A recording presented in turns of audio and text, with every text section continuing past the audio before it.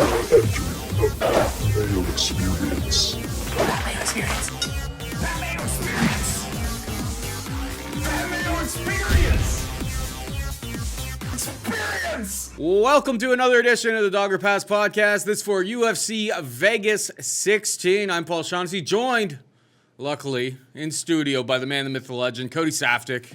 How's it going, big guy? Yeah, happy to be back in studio, Paul. A little touch and go with the whole COVID situation, but We got 6 feet in between us. Yeah, We're good. 6 feet in between us, and this seems like the type We of hand card that- sanitized. Yeah, that is true. We hand sanitize. I did walk into the building with a mask on. The Same. door made it very explicit that you had to have a mask on to enter.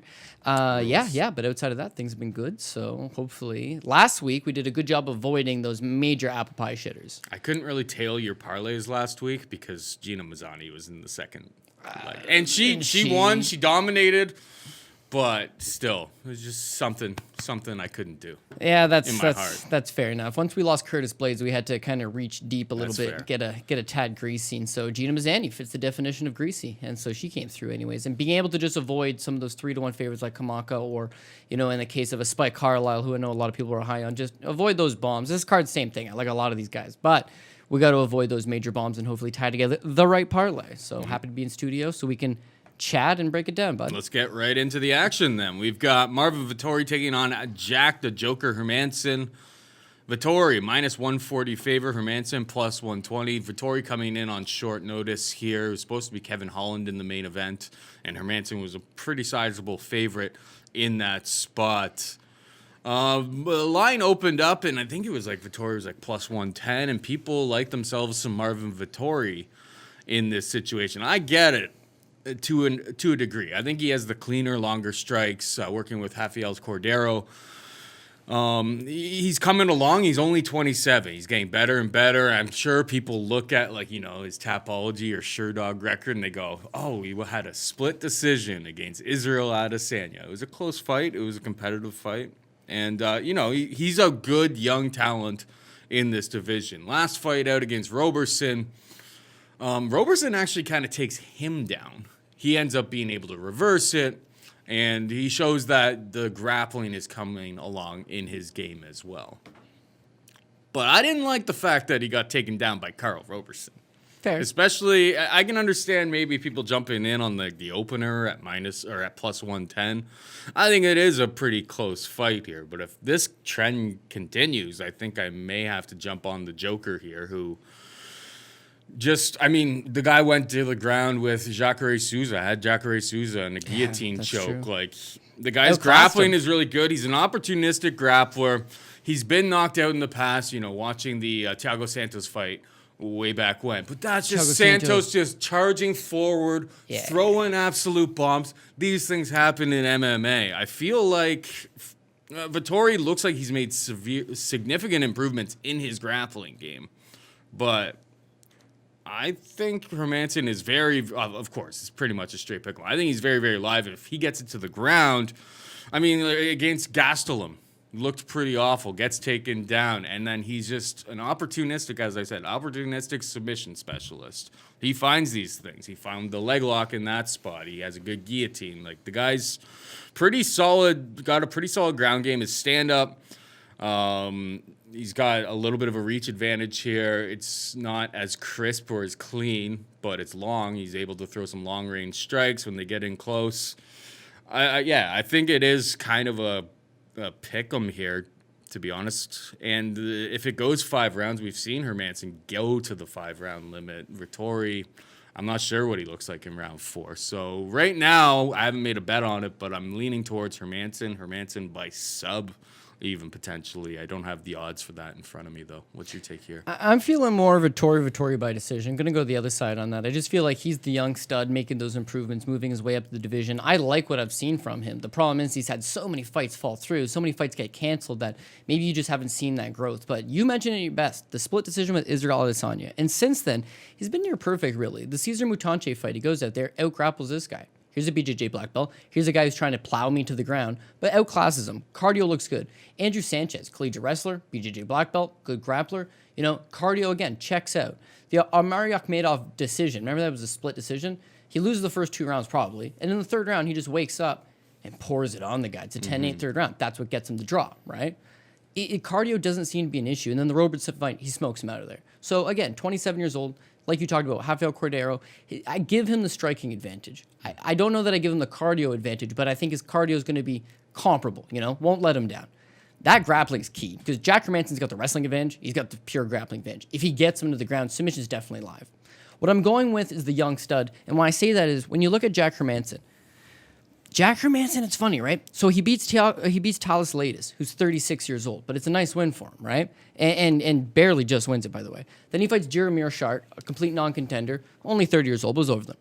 Dave Branch, 37 years old. Then he fights Jacare Souza, 39 years old. Then he fights Jared Cannonier, loses that fight, mid-30s. Then he gets the Kelvin Gastelum fight, which is, we were both on Jack Hermansson opener plus 130 in that fight. We liked him over the welterweight Kelvin Gastelum. But now he's taking on a legitimate middleweight and a guy that's young and hungry and has that striking advantage and has good size and I think has good cardio and should be able to take him into some deeper waters. And then you go back, it's like, okay, the Dave Branch fight, he smokes him out in the first round. The Kelvin Gastelum fight, he smokes him out in the first round. The Thiago Santos fight, it's 1 round. The Brad Scott fight, it's 1 round. The Alex Nicholson fight, it's 1 round. The Talis Laitis fight, his cardio's called into question, right? He answers the call, hurts himself, doesn't matter. The Jacare Souza fight, it's 5 rounds. But Jacare is so gassed out after 2 that it's like he's kind of fighting a punching bag at this point. He looked awesome through 2, hanging with a good version of Jacare, don't get me wrong. But it's a 39-year-old version of Jacare with no gas in the tank.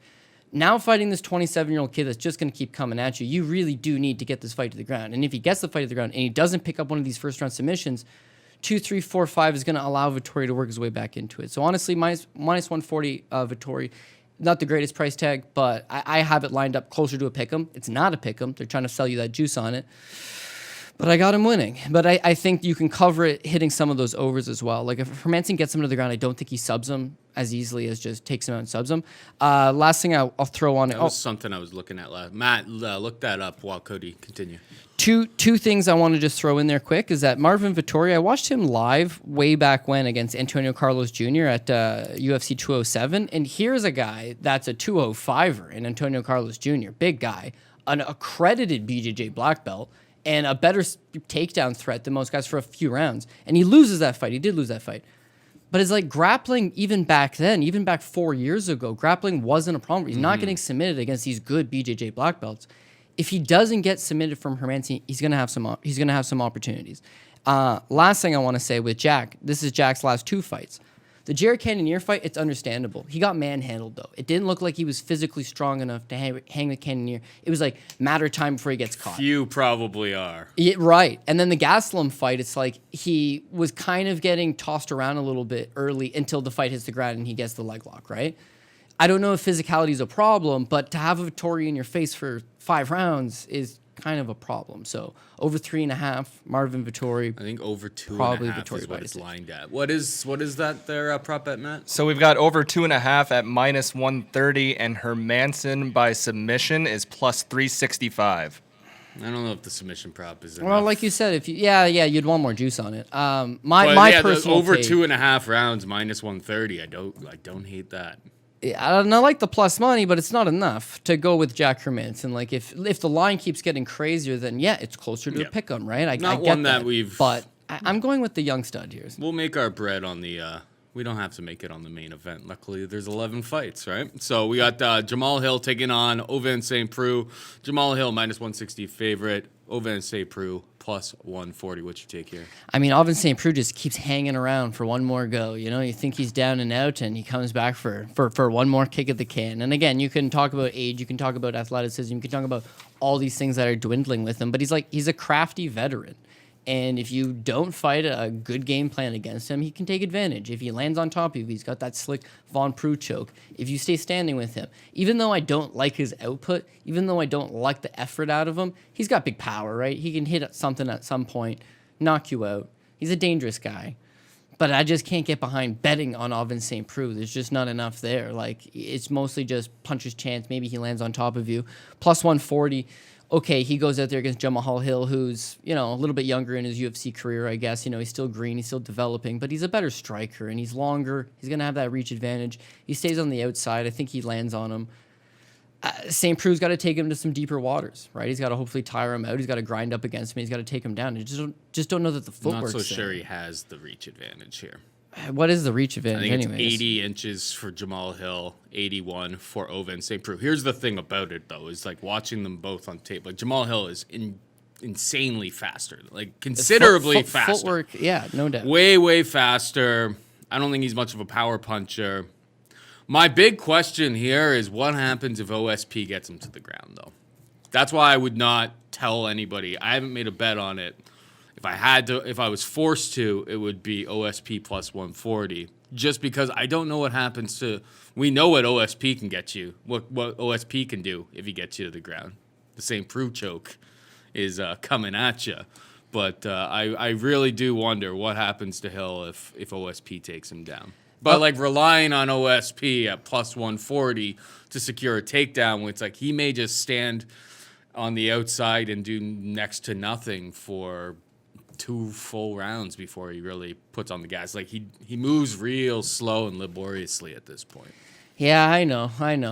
I almost compare it in ways to last week. You have Dumas versus Ashley Evans-Smith. And with Dumas, there's not a whole lot you can go with, but hopefully she's made improvements.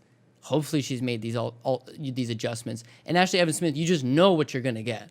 With Oven St. Preux, I know what I'm going to get. He's going to be slow. He's going to be plodding. He could be able to catch him. He could land on top of him. His wrestling's going to have to be on point. Jamal Hill's fast. He's going to have that athleticism. He's going to have that speed. He's going to be on the outside picking away at him. When I look at the Alexander Popek fight on Contender Series, okay? This is a year and a half ago. Who the fuck is Jamal Hill, right? He's 5-0. He's fought in 4 guys with a losing record, and Daquan Townsend defeated all of them, no surprise.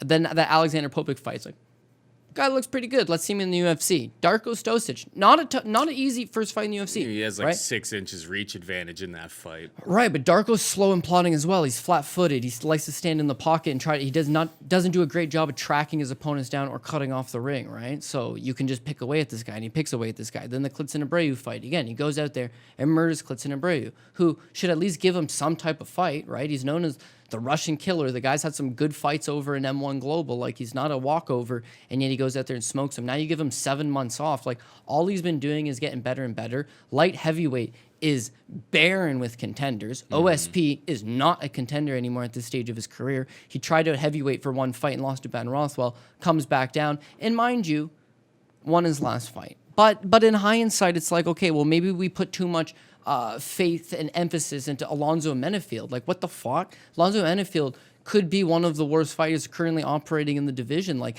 he looked good on the regional scene, and then come bright lights time, like he's got nothing to his game at all. So OSP wins that fight, cool. He's going to expose the guys like that. Do you think Hill Maybe isn't? Do you think he's a fraud? I really have a question. If he's a fraud, he loses. I really have a question about what happens if he gets it to the ground. That's why I wouldn't suggest laying the minus 160 in this spot. Well, that's the big problem right there, is that he's minus 160. So if you're just betting on the narrative of, yeah, he's getting better and he's made, like, St. Preux's fought for the title. He's fought the best guys in the division. He's got all that back class. And if the fight does hit the ground, he's got 1 single submission, a Von Preux choke. Outside of that, his ground game's not exactly, the nastiest thing you've ever seen. And then when you go back to that Stosic fight, though, Stosic rocks him. He stumbles a bit. He stumbles around in round 1 a little bit there. Like, there are question marks that I have about this kid. He's obviously, everything's still a little bit of a work in progress, but I don't know. The ground game, Fight Metrics got him at a 40%. I don't want to lay juice on this kid. He's got a 40% takedown accuracy of in St. Preux. 40% takedown accuracy and averages one takedown attempt per fight. If I knew OSP would go out there, and if I knew that OSP would go out there and shoot for a takedown immediately, I would be all over this. He doesn't plus have the 140. gas tank for that. I'd be all over this plus 140. But I don't have the confidence that he's going to be able to do that. So what's your pick? It's dog or pass. Okay. So I'm going to go with OSP. I'm going to cower it off on another favorite and take Jamal Hill. And I want to say by decision, but like OSP appears to be chinny at times. So as much as I want to say decision, I don't know. I'm just going to stick to the 160. I'm not going to throw any money on this one. So let's make... you gave me a dog. You gave me a dog on the last one. You took Justin Gaethje against the GOAT. Oh yeah. We'll do a shoey bet on this one. You want to go a shoey bet on OSP versus Hill? Yeah, that makes it interesting. I can't for turn me. it down because that would make me a coward, and I've already cowarded with two favorites first two I'm fights. giving you a so. plus 140 here. Okay. Or I'm taking the plus 140. So shoey's incoming next week, unless it's a draw, in which case, God have mercy on our souls. All right, we got Taylor Santos taking on Montana De La Rosa, minus 200 Santos, plus 170 De La Rosa. I mean, both these girls have fought Mara Romero Barella. Went back, watched those fights, and it's kind of shocking that this is a minus 200 type of spot. I know that Taylor Santos was 15-0 coming into the UFC. Stumbled against Barella. A lot of cage work, seemed a little bit out of place. Maybe it just was a bad day for her. I don't really know. Held up against the cage, a little bit controlled in the grappling department. She takes that first L, follows it up against Molly McCann. And yeah, she utilized grappling. She's more of a Muay Thai kickboxer from what I can kind of see on tape. But utilized that grappling against Meatball Molly to get the win, and a dominant win, 30-27 across the board, and she totally deserved that. But, I mean, I feel like Montana De La Rosa probably does the exact same thing to Meatball Molly, if I'm being completely honest, and watching both of them against Mara Romero Barella, always a mouthful saying that one. I feel like Montana De La Rosa, I believe, is like a two-time high school wrestling champ or something like that. Yeah. And I feel like the wrestling could be a big advantage for her. The striking is very, very limited. Against Viviane Araujo, gets absolutely teed up. Has a check left hook that she's kind of working on and moving into the mix. But the stand-up is going to be all Santos. But that wrestling plus possibly better positional grappling. It's dog or pass for me in this spot, too. What about you? Yeah, so our boy Matt's going to have to hit us with the over, but I'm thinking the over is the way minus to go. 230. Yeah, I'm not surprised on that. When you look at Montana De La Rosa, she's got that high school wrestling pedigree. Like you said, I think she's a two-time state champion. Her husband, Mark De La Rosa, UFC fighter, he's a BJJ black belt. I want to say she's a BJJ brown belt. Her striking, not very good, but every fight, massive improvements, right? Always making improvements, always making strides. It's just as far as the people that she's been getting matched up against, not a great advantage. Grappling, that's her move. She's got a good front choke. She's got some good jiu-jitsu. She's just not super physically strong. Oh, also heart and chin. Yeah, the Araujo fight shows you that. Her face was busted up in the first, and she never quit. And she's a pretty girl. Yeah, no, and just keeps coming forward. She realizes, I'm not physically strong enough to get this girl to the ground. And again, that's what we're going to get back to is physicality. I'm not physically strong enough to get this girl to the ground, and she's a better striker than me. So what do? You bite down on your mouthpiece, and you go forward recklessly, which is what she does. Striking numbers, I mean, she landed a good fair share as well. But ultimately, her face is a mess. She loses that fight. Again, gives a good-ish account of herself, and you see improvements. So yeah, if she carries those improvements through, she's live here because maybe she's able to go out there and get Taylor Santos to the ground. Maybe if she's not able to get her, she's just going to beat her based on output, right? I don't see Taylor Santos going and landing the 82 significant strikes that Viviane Arroyo did. And also, Viviane hits harder, is a more polished Muay Thai striker, and got outstruck 85-82 against Montana De La Rosa. You just don't remember it that way because Montana lands a few shots and then gets countered, or just gets, that leg is just getting buckled from the kicks. Yeah, the damaging shots were on one side and not the other. But she shows you that she's a fighter, first and foremost, and she's going to give you a 100% effort. And then when you associate that with the plus 170 dog status against a girl who was 16-0 when she came to the UFC and then lost to Barella, what?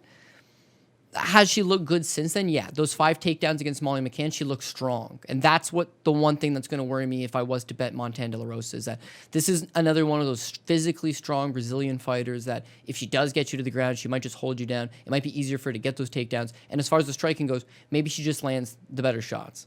But I'm gonna give Montana De La Rosa maybe a dogger pass rub here and say that follow the Bill Algeo game plan from last weekend, where it's just keep working. You just need to keep working. And if she does take you down, it's okay. You got to get back up, but you got to land those elbows. You got to land those short shots. You got to throw up some submissions if you can. You got to get up and you got to make her work. And if the cardio doesn't check out with Taylor Santos, because we don't really know that. Yeah, I mean, she looked good against Molly McCann.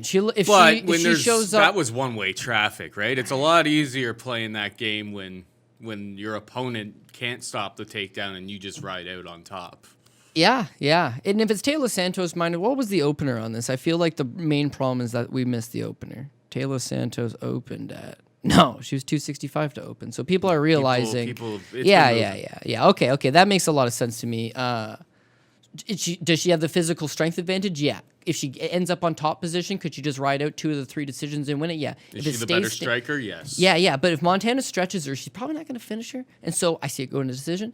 And if this girl puts a beating on Montana, we just seen it. Fights to the end.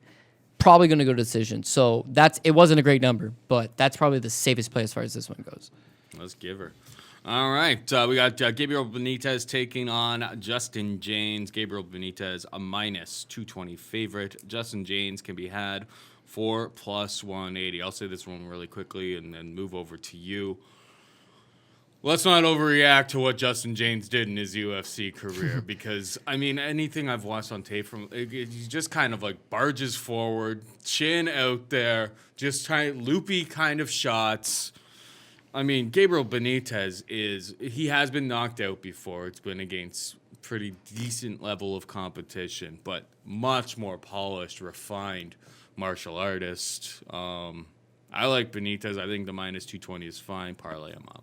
Yeah, I actually agree with that. So Gabriel Benitez at one point was a decent-looking prospect. He comes out of American Kickboxing Academy. Javier Mendez is on record saying this guy is the hardest kicker that I've ever held pads for. And this guy's a former kickboxing champion himself. Worked with the likes of Cain Velasquez and Daniel Cormier and Khabib Nurmagomedov and all these great champions. You know, that's a great feather in your cap. People like you. You know, he's on Tough Latin America, gives a good account of himself, comes to the UFC, gets on a run. But at some point, maybe he just got to his limit. He was never going to be a top 15 guy. But then they just start giving him these bad matchups. And so he loses some of these bad matchups, sure. That doesn't take away from the fact that he's still talented, that he's still got some skill. Losing to Omar Morales in hindsight, because the Omar Morales-Giga Chikadze fight, but Omar Morales is not bad. He was undefeated at the time. He's got big power. He's hard to knock out. He stands his ground. It wasn't the greatest fight. It's okay. Sodiq Youssef, top prospect, guy's on a roll right now. And that was competitive until he got starched. Yeah, the Enrique Barzola fight, which is, 6 fights back at this point. It's just like so physically strong, just a very, very one-dimensional game plan, going to stick to the grappling, go and go and go. And then his 2 wins, Bandit Eye's awful. And then Jason Knight, the bare knuckle boxing, sensation. Like, if he fights that lower level guys, he comes out there and he puts on a show and he looks good. When he fights top 15 guys, he's just not quite at that level. At 32, not making improvements at this point. I feel like you have seen the best version of him, but Justin Jaynes is in the same boat. 31 years old, doesn't figure to get a UFC fight. Then the pandemic hits. Then it's like, okay, you know what? If you're willing to fight Frank Camacho on a week's notice, I might know an organization looking for somebody. And so he comes in and fights Camacho and it's like blasts him. It's like, whoa. He just barged forward. But again, he's literally got his head down, just like swinging bombs. Like he's on short notice. It's his UFC debut. Might as well go out guns a-blazing, right? Yeah. And put on a show. And who knows? Maybe it's an entertaining 7.5 minutes and I get fight of the night and I get 50 G's. I'm only getting paid 12 to fight this guy if I lose. 24 if I win. I'm going to go for fight of the night. Barges forward. Lands on Camacho, and Camacho has since proven since that fight a definite decline. Not the same guy. Can't take the punches that he used to. But Justin Jaynes beats him. The Gavin Tucker fight, some people are feeling, hey, he's going to walk through on Tucker as well. But it's like, nah, skill gap, huge skill gap. That's what I see here. So Tucker at some point leaves his chin out. He's got some durability issues of himself, and Jaynes makes it greasy a little bit. And I believe the second round, like he has a couple spots. But if you're tough enough to withstand it, you're just going to put it right back on him. And I think that Gabriel Benitez, outside of getting knocked out, was like a head kick by Andre Fili once upon a time. Those other fights. And then Sadiq. Yeah, Sadiq, which was just like the perfect counter, overhand right. Yeah, just a polished right Muay Thai striker. Boom. Accredited guy, So does Justin Jaynes barge forward and knock him out? If he doesn't, he's going to get chewed up to the body, to the legs, and eventually probably get TKO'd late in the second or in the third. So I got Gabriel Benitez, and I got a feeling he's going to finish this one inside the distance. Nice. ITD. What's that pay there, prop bet, Matt? Benitez ITD. I bet you it's probably better than you think. Benitez ITD is plus 175. Plus 175. There you go. I'm having a look-see at that for sure. And it's just because Justin Jaynes is going to fight an aggressive fight again. And Benitez Underrated power because it's like, oh, well, when was the last time he knocked a guy out? It's like, well, Humberto Bandit, 39 seconds. Well, it's like, well, what about before that? It's like, yeah, but there's good guys, you know? He's got to win over our boy Clay Collard once upon a time, by the way. Not in boxing. No. Good luck. Yeah, if he good luck can't- beating that guy in a He can't boxing. throw ring. leg kicks. Oh Clay my Collard whoops that God, ass. yeah. All right.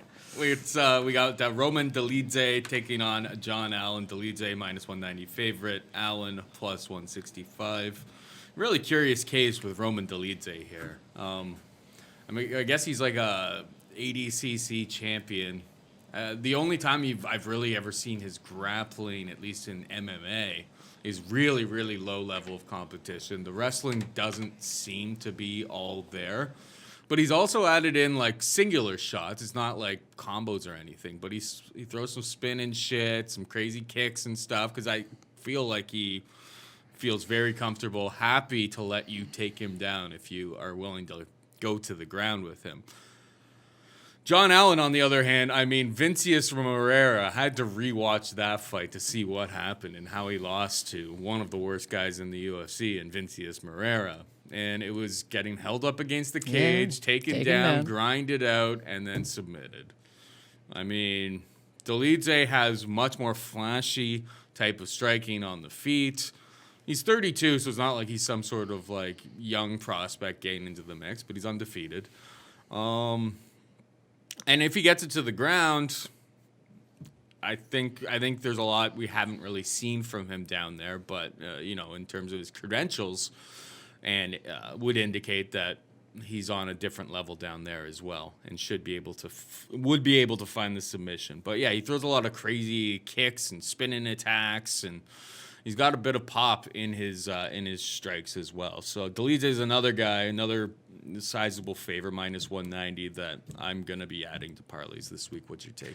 I got Roman Dolidze as well, but he does got that aura of a potential apple pie shitter behind him just because of the nature of how he fights, which is real aggressive and a lot of first-round finishes on his record. You look at right from the get-go, heel hook 42 seconds, heel hook 56 seconds.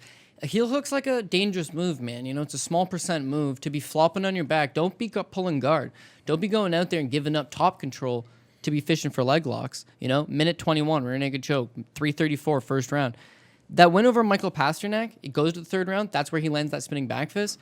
But it's like he looks tired. It looks like here's a guy that muscles a lot of his techniques. He is a ADCC champion, not like the actual tournament, but like one of their qualifying tournaments.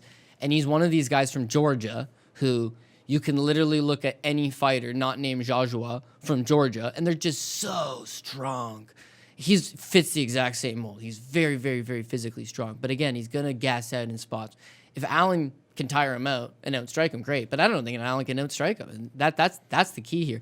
Allen's debut against Moreira, well, it's a contender series fight against Moreira. Mm-hmm. It's like, if Moreira has anything, he's a cheap, poor man's version of Antonio Bigfoot Silva. Like, he's just got a massive head on him, is like really slow plotting, and could potentially just move you backwards. Except he doesn't really have the hands. Doesn't have the hands, doesn't have the power, right? And it's just like, okay, you got outgrinded, you eventually got, he gave up 3 takedowns in that fight, he got controlled against the cage, and that fight's 2 years ago. Not a good look. Okay. Then you get a UFC debut against against Mike Rodriguez, right? Well, Mike Rodriguez is a Muay Thai fighter. Mike Rodriguez, slow Mike, right? Big, tall, lanky guy. Do the same thing to him, which is what he does. He just outgrapples him. But he gets outstruck, something like 72 to 55. He gets outstruck in the fight, but the 4 takedowns are enough for him to get the win. And then he tests positive, right? Yeah. So USADA bans the guy for a year. What are you getting out of him? Here's the thing about all wasn't this. a very good striker. Wasn't a very good grappler. Yeah. Roman Dolidze has got skills advantages in every one area. He's just got to make sure he doesn't go out there and blow the load and gas out 7 minutes into the fight, lose that second round, and then be tired in that third. But I got him being the superior fighter. Yeah, that's the problem with John Allen. This is the last thing I'll say about it. But the bad thing about it's the best that we've seen from him was that Mike Rodriguez fight. And I don't think that game plan is going to be very effective against somebody with at least the credentials on the ground that Roman Dolidze does. One last thing that's interesting, too, is that wait for the weigh-in if you can. I mean, I don't think it's going to go much higher than 190 Dolidze. That seems like a big enough price tag as it is. But so, like, a lot of people look at Tapology and all that, and they got John Allen listed at 6'3", whereas Fight Metric, which is supposed to be the official tally, it's got him at 6'1". So whereas you might think, geez, he's got that inch, he's got that inch advantage on Roman Dolidze, maybe a bit bigger guy. It's like, nah, it should be the other way around. It's like Dolidze actually got an inch on him. Dolidze got a 76-inch reach. Like, it's a big reach on him. And yeah, he's got his UFC debut out of the way. So, okay, I always say one more thing. This is the very last thing, and we can move around from this fight. But Roman Dolidze's UFC debut, Kaiser Bragimov, right? And whereas that's so Cody, we gain nothing from that. It's a nothing.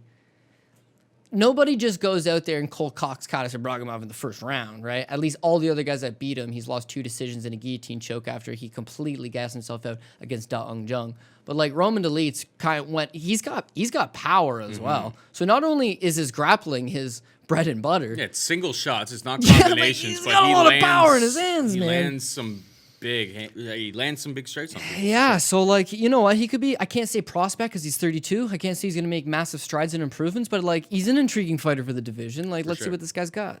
We got Movsar Evloev taking on Nate the Train Landwehr. Evloev minus 630 favorite. Landwehr plus 465. Seems a little bit much, Cody. The price tag here. I like Evloev. I think he's a very, very crafty striker, very good athlete, very strategic in his approach. He's going to try to wear you down. He's going to try to get you up against the cage, but he's not some sort of like crazy wrestler or anything like that. I mean, Mike Grundy takes him down 6 times. Last time. Well, now Mike Grundy has a certain powerhouse, powerhouse. Commonwealth bronze bronze medalist. Thank you for filling that in. I knew that it was on a world stage he had wrestled. So I'm not batting too much of an eye at that, but I mean the guy usually goes to decision, and Nate the Train, on the feet, way more slicker approaches and cleaner striking. 100% is going to be on the side of Movsar Evloev, and his gas tank totally checks out as well. Nate the Train is going to just keep coming forward like he did against Darren Elkins. He is just going to continue to just throw strikes, throw caution to the wind, and try to make this real ugly. I think Evloev wins. I think likely by decision. I don't want to touch the minus 630 though. It just seems a little too rich for my blood. 13-0, but yeah, that Grundy fight, getting taken down 6 times. He got back up and all of that, and on the feet, he was landing clean strikes, getting in and out of the pocket, wearing Grundy down against the cage a little bit as well. He's a complete mixed martial artist, but minus 630 is a very, very wide price to be paying here. I think we got to find a different way to hit this fight, in my opinion. Yeah, no, I mean, the UFC is really sticking it to me on this one because these are 2 of my boys getting matched up together. Movsar Evloev, the former M1 champion, bantamweight champion, comes to the UFC as a 145er, and it's like, yeah, this guy's slick, man. He's one of those really, really, really high IQ Russians who, yeah, if he doesn't take you down, then he's able to grind you up against the cage. If he's not grinding you up against the cage, then he's going to outstrike you in points. He's always in tip-top shape. He's always got great cardio. He's willing to push the envelope. Sure. I like him. He's 3-0 in the UFC. We've cashed him on every single time. Every single time they haven't really given you a good price on him. Even the Grundy fight, a lot of people were on Grundy, but Evloev was still minus 185. He's still been the big favorites. And again, they're giving you another one of these big price tags. And now you're getting Nate Landwehr, who's my boy for entirely different reasons. See, we're on one side, we've got high ring IQ Russian. On the other side, we've got low ring IQ American. No shot at America, just saying, this guy's the epitome of just a good time, baby. Stand and bang. Yeah, and just fights the absolute worst game plans. I mean, the Herbert Burns fight, he runs himself face first into the knee, which is the only reason Herbert's going to win that fight. And then against Darren Elkins, it's like, when does Darren Elkins ever land 100+ significant strikes on a guy? But when you got your hands down and you're marching forward. But there's a lot to like about Nate the Train. One, he's a great athlete, gimmick aside, antics aside. Again, the guy ran track and field D1 collegiately. Like he's a good athlete. He's especially a good sprinter. He's fought in M1 championship bouts where it's again he always gets taken down, but he keeps making you work. And once he gets up and he's just throwing caution to the wind and he's throwing these bombs, it's eye catching. It's appealing. And you're seeing it a lot in the UFC right now. Evloev might spend 3.5 minutes on top control, right? But then all of a sudden, Nate the Train gets up and just swings a couple bombs and talks a little shit and just lands a couple, and it's eye-catching, and it's the end of the round, and you go with it, right? That makes him a live dog in a lot of situations. But also, if you're going to beat Nate the Train, you better hope you take him out, because otherwise he's just going to be in your face consistently. And that's one thing that Movsar Evloev hasn't shown in the UFC so far. His last finish was his last fight prior to the UFC. It's at 135, and it's a 5th-round stoppage, right? So that's really small at 145. I agree. Now, his first fight in the UFC, he takes on Su Wu. I'm missing the name. This seems disrespectful. I'll look it up. Sung Woo Choi, right. Sung Woo Choi, yeah, you're gonna score takedowns over this guy pretty much whenever you want, and he does. The fight with Enrique Barzola, it's like... Barzola has got good takedown offense, right? He's very strong. If he gets in on you, he can peel you to the ground. But his takedown defense leaves something to the imagination. And Evloev is just, again, you're looking at high ring IQ versus low ring IQ. Barzola is just a dummy in there at many times. Evloev takes advantage. He out-grapples this guy. Now you get Grundy, who's too strong and is a better wrestler. And now he struggles in the grappling, but Grundy's got suspect gas tank and can't strike. With Nate does things good everywhere. You know, Nate can wrestle. Nate can strike. Nate's grappling's not half bad. Herbert Burns has got him ass deep in an anaconda choke, and it's like, no, this guy's like breathing, and you got to put him unconscious, or he's going to keep fighting you, right? Yeah. And then it's like, oh well, Nate's getting a tough Russian fighter. It's like, man, look at his run, right? Viktor Kolesnik, 16-4, the Russian champion. Andrei Lezev, Kazmat Dalgiev, Viktor Kolesnik the first time around. Mikhail Korobov. He spent 3 years in Russia fighting the best fucking Russians at 145 pounds, whereas Movsar Evloev was in the same organization and was the bantamweight champ. Yeah, Straight up, why man. is Movsar at 145 in the UFC? Like in Tough that weight Choi cut. fight, I Tough rewatched weight the cut, Choi I fight, think. and they keep saying on the broadcast, they're like, oh, this guy's gonna move down to 135 pounds, because like you could see it. It's just like Choi was so much bigger than him, and Choi was landing some decent shots on the feet, but yeah, it was. In terms of like technician and skills, like he's got all of the skills, 100%. I think he wins. And I just agree, don't he's wanna, the favorite. I just don't want to touch minus 630 at this point. I think you nailed it. I think if you line up this fight, he's a minus 350 favorite, right? And that in itself seems like, well, he's still a big favorite, but it's like, but not at this price tag, because you know you're going to get Nate Landwehr on a full effort. You know he's going to get taken down. I'll admit, that's one of Nate's kryptonites is his takedown defense not that good. But because he keeps working and he just needs to make sure he's got his get-up game in check. And if he can get up on Evloev, mind you, Evloev's taking down, all of his opponents, they get up. When he does manage to take them down, all of them are able to scramble back up to their feet. Nate's got to do that, and Nate's got to sling. And if this was in Abu Dhabi, Nate's going to probably lose this fight. But it's in Las Vegas. So those eye-catching shots might be enough. The last thing I will leave you with, if you're saying, you know what, you're crazy. I don't think that Nate Landwehr is going to win this fight. At the very least, take Movsar Evloev by decision, which is minus 125, right? Much better. Very, very good price tag. All 3 of his UFC wins so far have been by decision, and Nate Landwehr is just a junkyard dog, man. Like, you got to kill him, or he's going to be in it.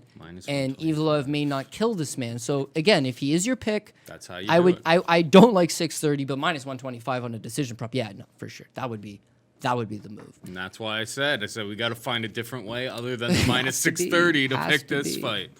But yeah, I think Evloev wins. I think he wins probably by decision. So, boom.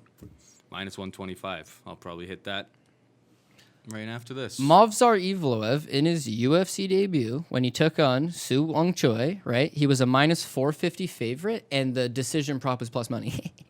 So you're getting the same thing here, right? He's a 630 favorite, but the decision prop is, he's minus 125. Like, it's close enough. They figured out by this point he's more of a decision guy.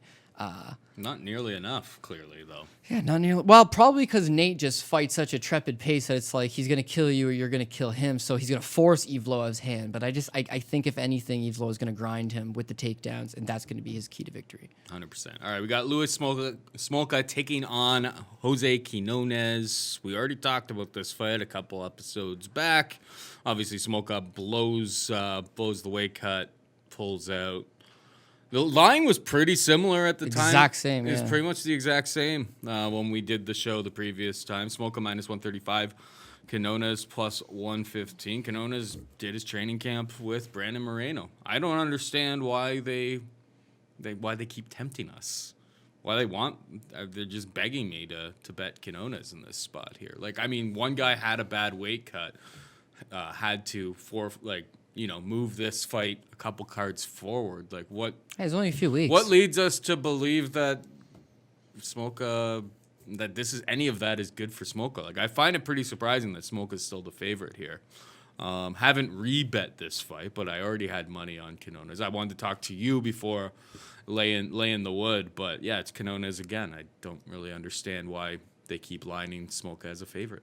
So I noticed last time out, we picked Quinonez, and I took a surprising amount of hate on it. Like, why would you go against Smolka? He's gonna run through this guy, and the line was pretty close. It was minus 135 Smolka, and then Smolka gets sick, and then they rebook it. It's the same line.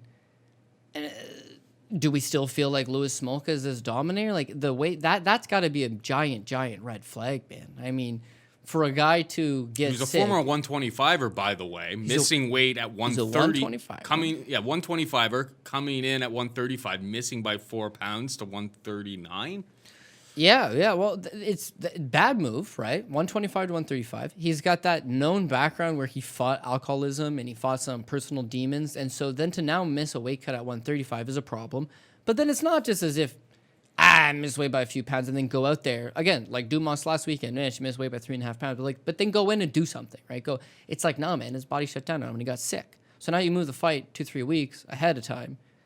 Does he jump back right into the gym? Like, how sick is he? Is he so sick a doctor tells him, no, man, you can't fight? Then you take a few weeks. Whereas Quinonez travels from Mexico to Vegas for the fight.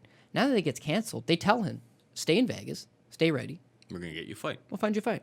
And it just so happens to Smolka again. So, like, he's going to be in good shape. He's just got an extended camp. Whereas Smolka may have gotten sick, taken a week off, jumped back in camp for a week or two, and then has to now cut the weight again, right? Has to cut that all over again. And he knows now, if I miss this weight cut, they're going to cut me again. They cut me already once because of unprofessionalism, and I've missed weight cuts, and I've blown fights. Remember when he lost to Moreno? He's like a 6-1 favorite. He's looked embarrassing in the UFC at times. Moreno ended up being a stud. But he's looked embarrassing at times. It's like he really that's all pressure that gets to you. It needs to go out there, needs to weigh 135, 136 more than likely, and then needs to go out there and put a showing on. Looking back, he's got the wrestling advantage. If he goes out there and scores takedowns over Quinonez, he's got it. As far as the striking goes, I'd say that maybe it's a little more technical boxing, but he just seems like he's there to get hustled up. His best days are at 125, whereas he had a size advantage, could take you down and out-grapple you. At 135, it's harder to get those takedowns unless you're taking a 22-year-old Sumajeri once upon a time. At 135, it's going to be harder to get those takedowns. And against Quinonez, one has to wonder, if he can keep this fight standing more than he's getting taken down and extend it out to 2 or 3 rounds. Maybe he just outpoints him. Maybe there's some severe improvements in his grappling game just working with Moreno. You know what? Entirely a great guy to be training. Well, Moreno went out there and submitted Brandon Royval in the first round. And they're in Mexico City, right? Which is better than Denver. It's a mile high in the air. And with Brandon Moreno, it's like, you see what he did. His grappling is just top notch. It's like, how does Quinonez survive in the gym? And prior to that, he was actually at Alliance MMA with Dominic Cruz and all those guys. Like, he's been training the best he can for a long time. But they generally feed him these, like, prospects that are on their way up. The Nathaniel Woods of the world, the Sean O'Malley's of the world. Well, Smolka isn't that. Might have been once upon a time, but, like, it isn't that anymore. If anything, he's just kind of fighting for his job and a little bit of relevancy. So I haven't hit you with a straight pass yet on the card, but this would probably be it. I'd probably hit a straight pass on this one. All right, fair enough. We got Jordan Leavitt taking on Matt Wiman. Leavitt is minus 400 favorite. Wiman plus 325. Leavitt coming off of the Contender Series. The kid looks like a slick grappler. I mean, his entry to the legs on takedowns is pretty quick. He's 25 years old, obviously making major improvements. Matt Wiman, on the other hand, is 37 years old. Had like a 5-year layoff, came back in 2019, and he looks like he took a 5-year layoff. It hasn't been great for him since returning to the octagon. The problem with Leavitt, though, is the grappling seems really, really slick, seems really, really good. Wyman's never actually been submitted in his career. His submission defense pretty on point, but he's a freaking statue at this point. Like, he has not, the last 5 years, he has not evolved whatsoever. No. The stand up seems really, really stiff. His movement in general, everything seems very, very stiff and rigid. I think Leavitt wins probably by decision here. The things that I'm more interested in on this were the props. I feel like if we get this to the ground, watching Wiman versus Selecki. Selecki has him in some tough spots, but Wiman always just finds a way to fight out of it. Now I think Leavitt's like much more crafty on the ground. Like, the submissions are pretty nice, but if he doesn't get that done early on, I think we kind of ride this out until late. He fought back in December against against some guy named Izzy William, who was 4-2. Watching that on tape, and this is just February before Leavitt fought him, and he doesn't get the submission early. This guy's kind of like a small little brick shit house who kind of stops the takedowns and stuff. In round 3, Leavitt's starting to gas out a little bit. He ends up holding on for the victory, but if he's not able to style on you, get that submission, I don't think he's far enough along in his way yet to really dominate on the stand-up. The stand-up is like singular types of strikes. He's used to fight at 145 pounds, so the strength isn't really all that there. That's what we saw in the Contender Series. He got the 3rd-round submission in that fight, but the other guy was able to fight out of those submissions. I expect Wiman to be able to fight out of the submissions, get probably dominated, taken down, controlled for most of this fight. Yeah. But what I'm looking at, decision, yes, plus 125. Over 2.5, plus 100. Fight starts round 3, minus 120. Maybe that's the play. I see that at one book. Minus 120. Fight starts round 3. Because I do worry with a guy like Wiman that he's 37 years old. If he's down 2 rounds already, it's just like, I'm getting cut. That maybe he either goes YOLO mode or he just kind of gives up on himself and gets finished in the 3rd. But that's where my head's at on this one. I don't want to touch the minus 400 on Leavitt. I just think he's 25 years old, developing, still trying to build into. He used to fight at 145. Now he's seemingly at 155. I think he's trying to build some muscle into that frame. He's 5'11", so he'll fill it out. He's only 25. He's got more than enough time to get there, but I think it's not so easy as he just runs in there, finds a submission on Matt Wiman, who's never been submitted. So fight starts round 3, minus 120. That's my favorite play. But I think the fight probably goes to decision. What about you? Yeah, you know what? I actually hear you. Probably gets a few rounds in there. Leavitt's obviously the submission ace and is going to go aggressively for those submissions. But yeah, Matt Wiman has not only never been submitted before, he's been in there with guys for a long time, 2 decades his career spans. Like, he's been around. And the Luis Pena fight, he got thrashed and got out-grappled. But again, like, it's like he fights out of the submissions at the very least. Like, he fights on. If Leavitt doesn't get that submission, yeah, I think it at least gets to that 3rd round, and that's a good number. But I think that Jordan Leavitt is the play for this one. I've liked this kid for a while, actually. This goes back to his 2nd pro fight, actually. So you know the promotion of out in Alberta, Z Promotions Fight Night. They went to Vegas for one show, right? And then their guy, this Lucas Neufeld, he's an undefeated Canadian at the time, looks good. Guy's actually got legitimate skills, very strong, good grappler, good striking.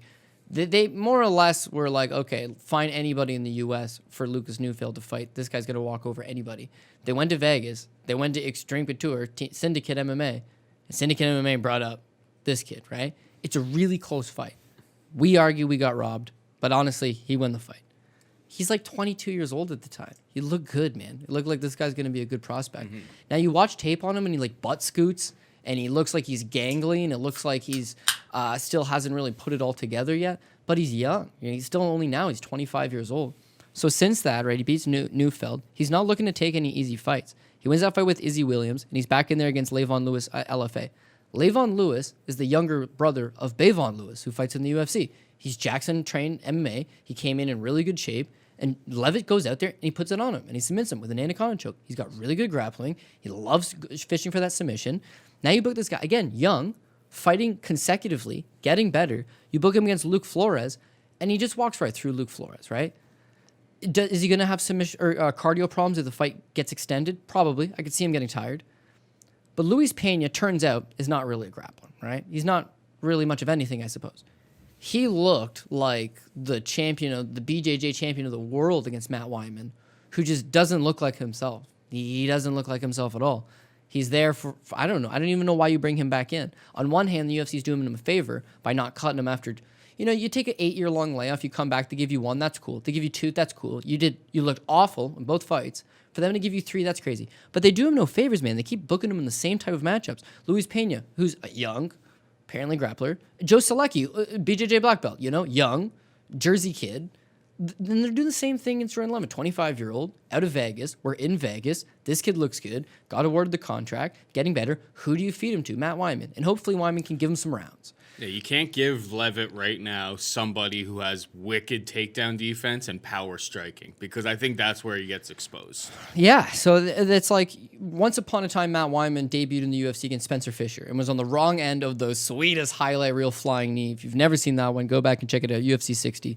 But Spencer Fisher is no longer with the organization, has been for years. His run on The Ultimate Fighter, Marlon Sims, Manny Gamburian, cut for years. Brian Gaggerty, Michihiro Omagawa, Justin Buchholz, Thiago Tavares, Sam Stout, Shane Nelson, Mac Danzig, Cole Miller, Dennis Seaver, Mac Danzig again, Paul Sass, TJ Grant, Isaac Valley Flag. None of these guys have held jobs in the UFC for a long time. He did fight Jim Miller one time. Jim Miller's hanging on by a thread. But like Jim Miller's a complete fighter. Like Wyman's relevancy ended, when he last fought in 2014. Him coming back in 2019 was surprising, but he got thrashed. Him coming again that same year, he got thrashed. Now he's a year off again. It's not like he just got thrashed a few months ago and he's looking for one more. It's like this guy's giving it one more legitimate kick at the can. And I think it's more so to give Leavitt the rub. Minus 400, I don't love. Chasing him by submission, why would you do that? Wyman's showing taking him by TKO. He doesn't actually have any ground and pound. No. So then you go him by decision, and you hope that Wiman is at least still durable enough to... He looked really tired against Pena, but... Yeah. I don't know. That's why I think, the fight starts round 3 is my favorite. Yeah, so that if he does end up getting TKO'd or submitted or whatever happens in the third, fight, yeah. And if Leavitt is a fraud and Leavitt tires out and Matt Wiman, bullies him around in the third round and puts it on him, then at least you're safe, right? So I think what you're saying, minus 120 fight starts round 3 is probably the smartest play. Much better than 400 straight up and Leavitt. Yeah, putting my money on Wiman at this point, like the guy, he looks horrible since his return from a 5-year layoff. Shocked. Yeah. I mean, it's relatable. I'm a little bit younger than him, but it's just like, let me think about, I mean, 5 years goes by. I mean, if I went back to tree planting in the bush right now, I would get my ass whooped. Imagine you played in the NHL. You're 32 years old. That's the prime of your career, right? And at 32, it's like, you know what, dude, you can't quite hack it anymore, right? You're released. 5 years later, the thought process comes in your head. I wouldn't mind doing this again. You go play beer league, man. You go. Exactly. You don't go to the No, you don't go back to the show and get killed. He went back to the show. They've actually given him AHL level fights, and he is not winning them. No. Is Jordan Leavitt ready for the step up in the big leagues? Yeah, maybe not. Maybe this is his time to shine. But is Jordan Leavitt probably more like ECHL? Probably right now, but he's got high upside. He's got higher upside. Again, this is someone who I didn't just flash on my radar after a Contender Series victory in the first round. Like, I've been watching him for the last 3 years, and like, dude, I mean, you leave a kid that young, willingly, good enough athlete, good submission game in Vegas for 3 years. Now he's gonna make improvements, and he's showing them. And this is the good fight to show improvements and get a few rounds in. So, 400 again, bad price tag, but Jordan Leavitt is the pick. Yeah, we got Jimmy the Brick Flick taking on Cody Durden, minus 165 Flick, plus 145 Durden. Where's your head at here? Yeah, hard to get a good read. I'll tell you why. Because my plan was that no matter who they gave Cody Durden next, I was going to fade his ass. But my plan was whoever they gave Jimmy Flick next, I was going to fade his ass. And now you got them matched up. It's just like, oh, man. So let's start off with Cody Durden. So Durden got gifted that draw against Gutierrez. I don't care what you say. You can't backpack a guy for a whole round and get a 10-8. You can't. There's no damage. No damage. Submission attempts, light. Nothing really stuck. It was mostly just him on his back, controlling him. And then in the second round, it's like, okay, he was short notice. But now it's like his takedowns were not working for him. They keep saying that he's an accredited like a high school state champion and wrestle collegiately. Like wrestling, not all that good, at least on the stuff that I've looked at. And in the second round, he can't take Gutierrez out, and he just gets outstruck soundly. Loses round 2, loses round 3, gets that draw. Cool, he gets paid, UFC job. Leaves his full-time gig to now pursue fighting full-time. That's a plus. Has a full-time camp coming into this one. That's a plus. We all know about that one-night tournament he won where he won a kickboxing match, an MMA match, and a boxing match all on the same night. Justin Gaethje was his corner man. Kid's tough, you know? If he does legitimately have the wrestling advantage over Jimmy Flick and he keeps his fight standing, then he's just going to chip away at Flick. I don't know if he does, though. Flick is like got the longer, cleaner kind of strike. Strong, man. Nice and entries my to his God, he takedowns chain as submissions. well, but he's good at being the hammer. He's not good at being the nail. Like if he's on the bottom, I've seen him really flounder in the fights that I've watched. If you see him on the bottom and he's not getting that submission, he's getting pounded, it's just like, oh, his chin doesn't look particularly good. As far as if he's unable to get the fight to the ground, he's 15 wins in his career.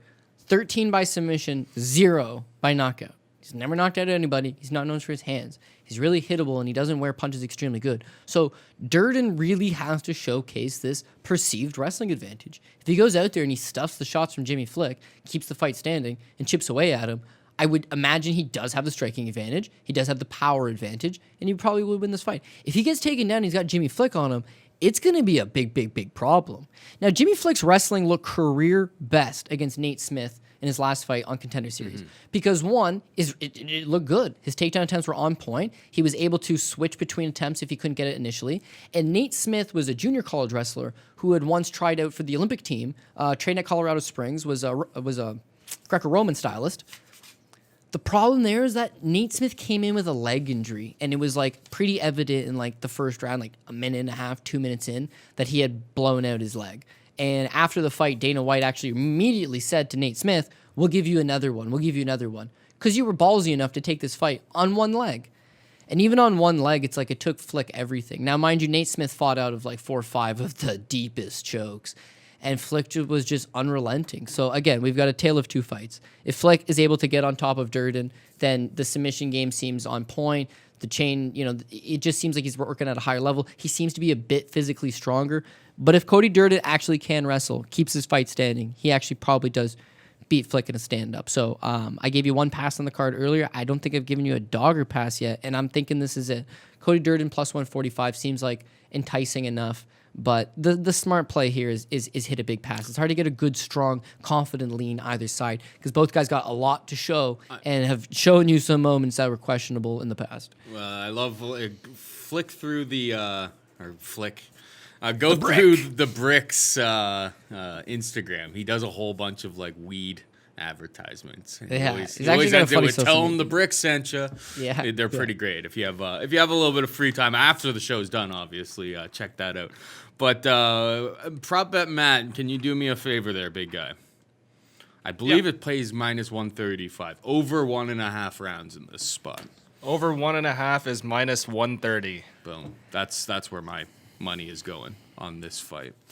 I think Durden will be ready for submission attempts from him. He's obviously training with ATT Atlanta. ATT Atlanta, let's specify that. I think he spent some he's still there. time at the regular ATT as well. Well, I that saw him would with be like big. Joanna and stuff in a picture recently. Okay, well then obviously he's at.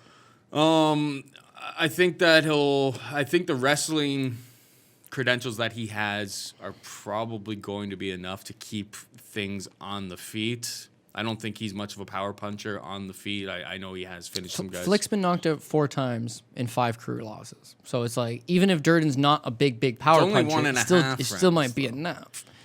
Yeah, right. Well, If you it know was what? 2.5, no, I'm not Yeah, playing. right, I'm not right. playing it at them. 1.5 rounds, I think we can get there. Sure. Okay. I hear you. I can dig it. All right. We got Ilya Topuria taking on Damon Jackson. Topuria minus 230 favorite. Jackson plus 190. I actually reached out to Cody Saftic, a very rare moment.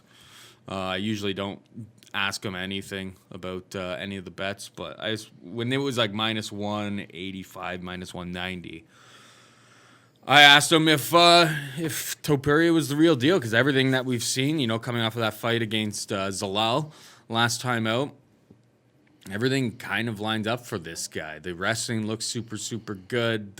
He's a black belt in BJJ. His striking, he's a supreme athlete, this kid. In and out of the pocket. He's got multiple different tools.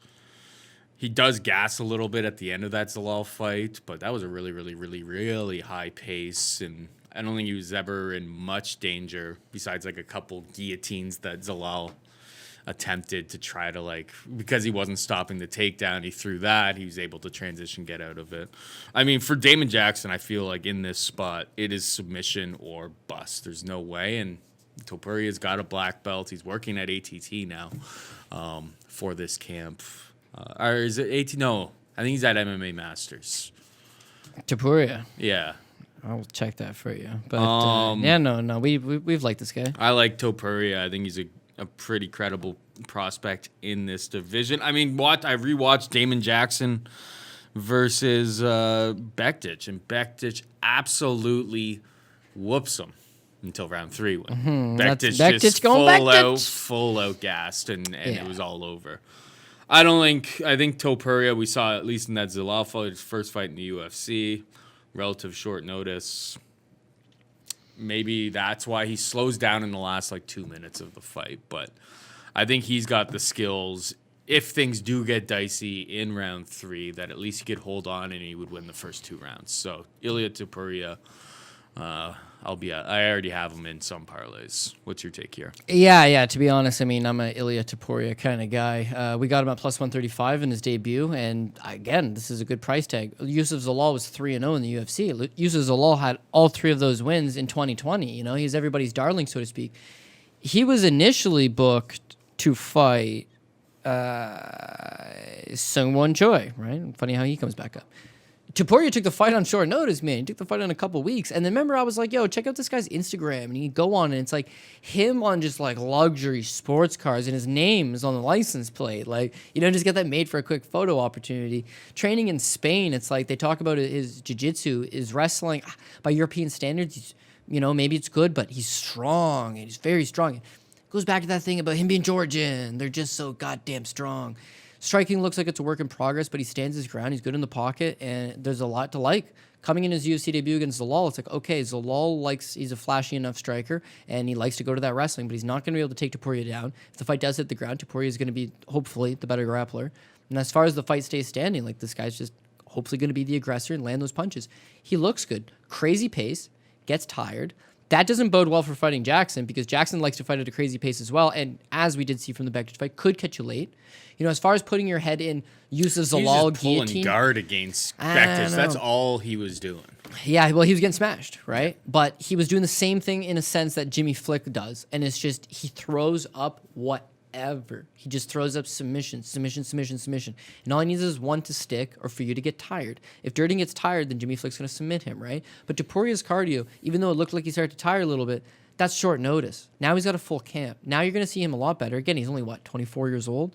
And the difference from training some random place in Spain and MMA Masters in South Florida, big difference, right? So you would expect to just see a better version of him all around. Whereas Jackson, that's how he fights. He's a Fortis MMA guy. He's in the room with just absolute killers, and he just throws up submissions because his striking's not that good, his chin's not that good, his wrestling's not that good, but he needs the fight to hit the ground. So Topuria's got multiple passive victory. We don't want him. Let's keep the fight standing this time and around. That would be the best one. Yes. Is you know what? He can't wrestle this guy, so he's going to shoot sloppy takedowns, stuff them, and box him up. He could knock Jackson out. We've seen Jackson knocked out a few times in the past. Or he could just box him up for 3 rounds. Mm-hmm. But the main thing is when he flops to his back, you don't have to play the guard for 3-4 minutes at a time. That's where Bektic fucked up. And the difference here, though, is when Bektic came to the UFC, he's that hot prospect. But once he became that busted prospect, he got in his own head. He's got skills, but he's on his own head. He doesn't want to strike. He doesn't want to get hit. The second Jackson gave him the opportunity to go to the ground, he would just take it.